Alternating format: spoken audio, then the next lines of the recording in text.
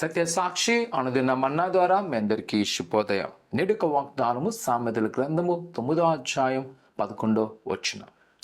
నా వలన నీకు దీర్ఘాయువు కలుగును. ప్రియ కుమార్తె, సామెతల గ్రంథములో ప్రభువు పట్ల ఉన్న అనేక సూచన మాటలు తెలియబడతాయి. ఆయన హృదయంలో ఎలాగైతే మనము జీవించాలో అన్న విషయాలు సామెతల గ్రంథములో తెలియబడతాయి. ఎవరంట ఆయన యందు భక్తి కలుగుంటారో ఆయన వారిని దీవించే దేవుడు.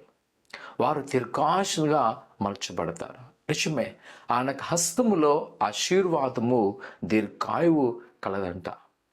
ఈ దినాన్ని మనము ఎందుకు ప్రభువుని ఆరాధించాలి, ఎందుకు ప్రభువుని మనము గణపరచాలి అన్నట్లయితే సంగమా ఆయనలో దీర్ఘాయువు ఉన్నది. ఆయన తన బిడ్డలను బలపరిచే దేవుడు. ఆయన వారికున్న బంధకాలను, వారికున్న ఆటంకముల నుంచి విడిపింపజేయగల సమర్థుడు. ఈ ఉదయకాల సమయంలో ఒకవేళ ఈరోజు నీవు ఆయన వెంబడించలేకపోతున్నావా, ఇదే మంచి అవకాశము. ఆయనని దీర్ఘాయువు నింపబోతున్నాడు. సకల శాస్త్ర ప్రావీణ్యత నిన్ను జ్ఞానవంతులుగా చేయబోతున్నాడు. ఆయనకున్న ప్రతి ఒక్క విడుదల దయచేసి నిన్ను దీవెనకరం మలచబోతున్నాడు. కావున ఆయనను వెంబడించండి. ఆయనను వెంబడిస్తూ ఆయన చెప్పిన మాటలను పాటించినట్లయితే ఎదుగో ప్రభు నిన్ను లేవనెత్తి వాడుకోబోతున్నాడు.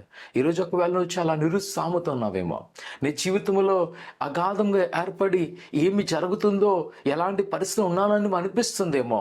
కనప్రియ సంగమా, దేవుని యొక్క వాక్యం చెప్తుంది, నా దగ్గర దీర్ఘాయువు కలుగును, నా దగ్గర ధన సంపదలు కలుగును.